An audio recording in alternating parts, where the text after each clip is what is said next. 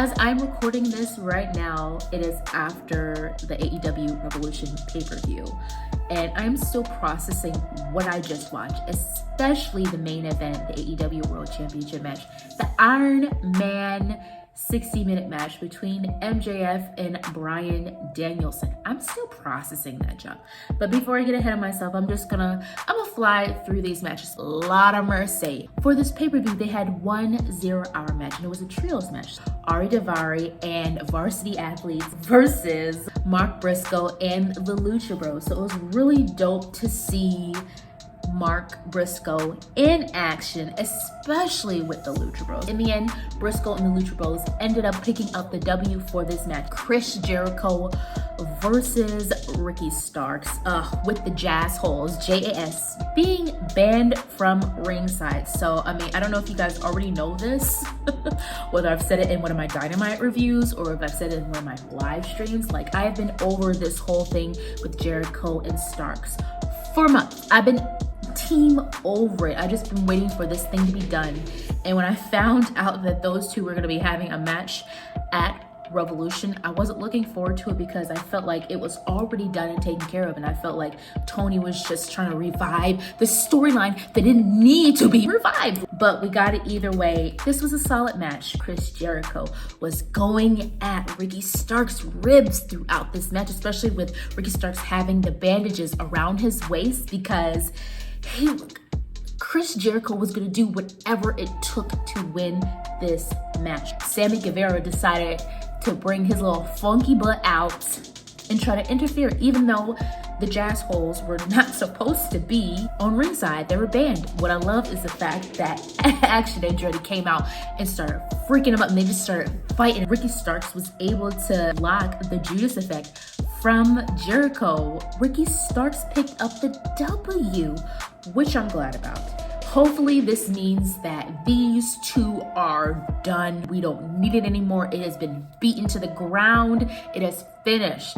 Jungle Boy Jack Perry versus Christian Cage, and this was a final burial match. Now, similar to the previous match I was talking about, Jericho versus Starks, I felt like this match here was also one of those where it was dragged on for too long, especially with Christian Cage leaving because of injury and then coming back and then continuing it after, you know, Jack Perry and Luchasaurus having their cage match and all of this stuff, thinking that it's over. No, they're just reviving it. At first, I'll have to admit, I was excited for Christian Cage and Jungle Boy Jack Perry to continue this feud, but I quickly changed my tune of my song. I don't want it. I feel like it's too late, you know what I'm saying? So with this match, this was another match that I wasn't looking forward to because of the storyline, but the match itself, again, was solid, just like the other match. Now let me just say this now in the middle, though. I was gonna wait until the end, but I might as well just say this now. With Revolution, with these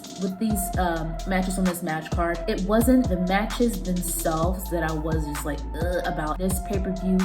With a lot of these matches that had storylines behind them, I felt like these were to end these storylines and start fresh. So what I'm hoping that Tony Khan is going to do moving forward with Dynamite and Rampage is these are going to be fresh starts. These matches that happened at Revolution were closing of the book, and now we're going to another book. New feuds, you know what I'm saying? So hopefully this is the case. But to get back to the whole Jungle Boy Jack Perry versus Christian Cage final burial match, I enjoyed it. These two were going at it with such fury, such anger, and I love that aspect. Christian Cage is such a great heel.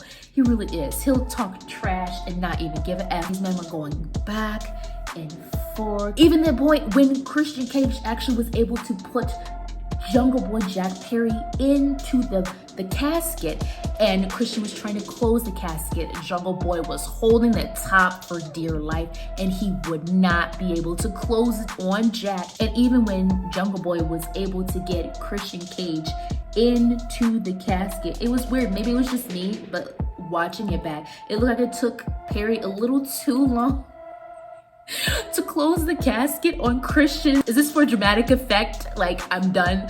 F this.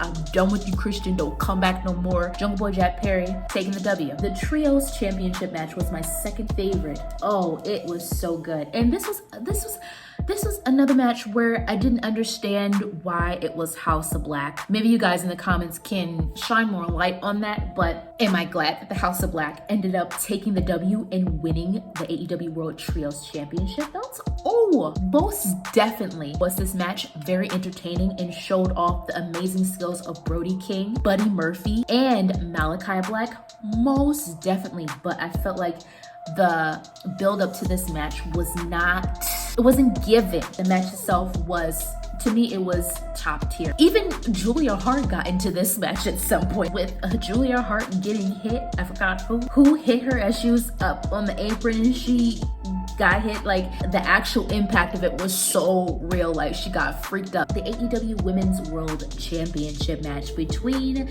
champion Jamie Hayter, Saraya, and Ruby Soho. If you guys don't already know, I was not looking forward to this match.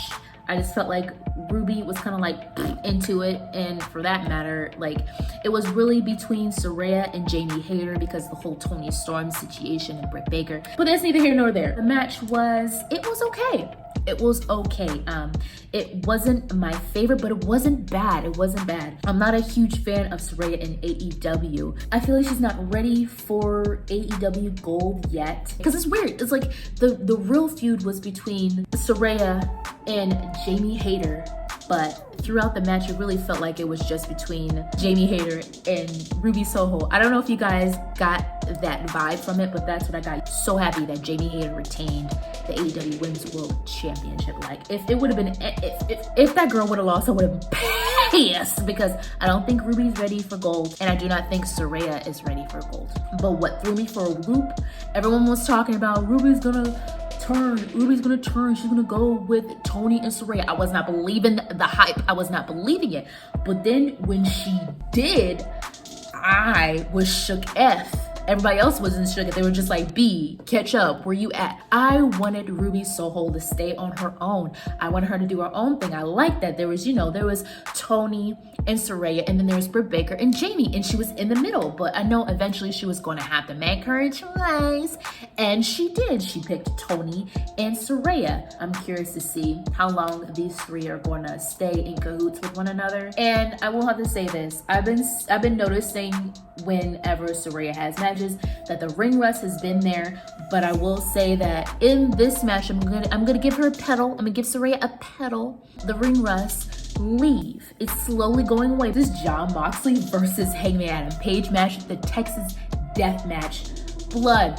It's funny, I was having this joke with my watch along live stream crew for this pay-per-view, and I started timing how long it would take for Jon Moxley to bleed, and I kid you no lie, it was under 3 minutes. So we know if it's not a real Jon Moxley match unless the man is bleeding. But in the end, both of these cats were bleeding like crazy. Blood.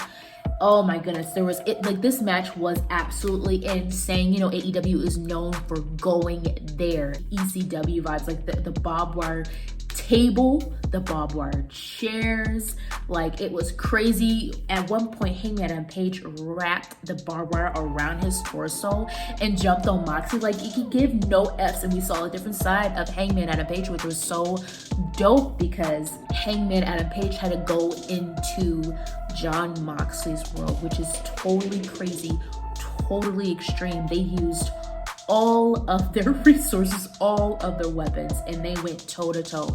And I have nothing but respect for Hangman Adam Page.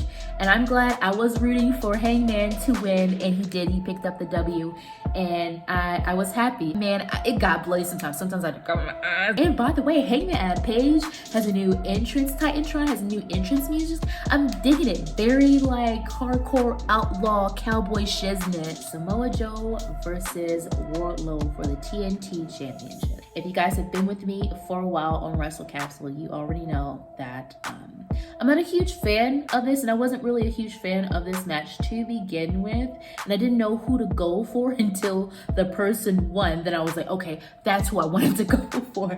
This whole time, for months, I've been wanting Wardlow and Powerhouse Hobbs to go at it. I've talked about this countless times in my Dynamite reviews, and now it seems like it's gonna happen now. The TNT Championship has become the hot potato belt. And I don't like that because we had Cody Rhodes, we had Brody Lee, we had Darby Allin, we had Miro, we had Sammy Guevara back in the day when we liked Sammy Guevara. We had Scorpio Sky. As of late, it's just been seeming like hot potato, bop, bop, bop, a back and forth type thing to the point where it's just like, do you even freaking care? So with Wardlow getting it back, now I'm looking forward to him going against Powerhouse Hobbs, and I want Powerhouse Hobbs to win this freaking match. Been ready for it. Let me tell you how pissed off I am. The fact that the Guns retained the AEW World Tag Team Championships. Why? The Booty Cheek Boys versus Jay Lethal and Jeff Jarrett versus the Acclaimed versus Cassidy and Danhausen. This is another one of those matches where I felt like it was booked wrong. It should not have been all four of these freaking tag teams. It should have just been the Acclaimed trying to get their belts back from the Guns. I feel like it should have just been a rematch. Tony was just trying to make this into a big thing, and it didn't need to be all that. I'm just waiting for Billy Gunn to turn on the Acclaimed, but after freaking the Guns attacking their father, like, I feel like that's been pushed back even more. Like, you actually hit your dad though? Now they're really pushing this back, and now I'm wondering, when is Billy going to go back to his sons? When is he going to turn on the Acclaim? And it's looking like it's very far off to me. It's getting boring to me at this point. Like, this whole thing between the Guns and the Acclaim, like, there needs to be some sort of stuff going on. It's just getting stale because there's no movement, there's no motion in it. And of course you have the interferences. You have Satnam Singh coming in. You have Sanji Dunn coming in. Like, interfering. You got Billy Gunn coming in. Whenever you have these groups going at it in the ring, there's going to be outside interferences. Like, that's inevitable. They can't help themselves. And I mean, it was whatever. Like, this match didn't suck, but it was not my favorite. If anything, I feel like it was my least favorite. The 60-minute Iron Man match between MJF and Bryan Danielson was my favorite match of the night. Well, except for this part.